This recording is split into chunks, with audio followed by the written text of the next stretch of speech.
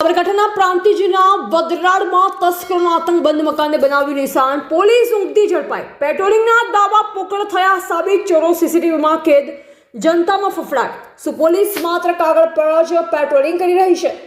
સાબરકાંઠા જિલ્લામાં ગુનેગારોને હવે પોલીસનો કોઈ જ ડર રહ્યો ન હોય તેમ લાગે છે. પ્રાંતિજ તાલુકાના વડરાળ ગામમાં તસ્કરોએ કાયદો અને વ્યવસ્થાના લીરે લીરા ઉડાવ્યા છે.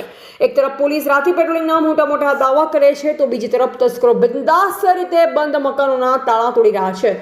આ દ્રશ્ય છે સાબરકાંઠાના વડરાળ ગામના, જ્યાં રાત્રિના અંધકારમાં તસ્કરો એક બંધ મકાનને નિશાન બનાવીને લાખોની મતા ચોરી પલાયન થઈ ગયા.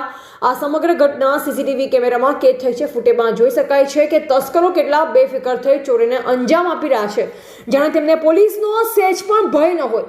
પોલીસનું રાત્રિ પેટ્રોલિંગ માત્ર કાગળ પર જ છે. સવાલ 2, સીસીટીવીમાં દેખાતા ચોરને પકડવામાં પોલીસ કેમ વામણી સાબિત થઈ રહી છે? શું જનતાએ હવે પોતાના માલસામાનની રક્ષા જાતે જ કરવી પડશે?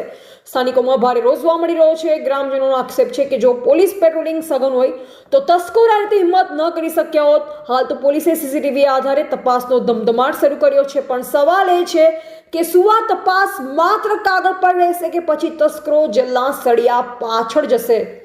એવા પ્રિયાંક પટેલ, ભારતની અસ્મિતા, પ્રાંતિજ.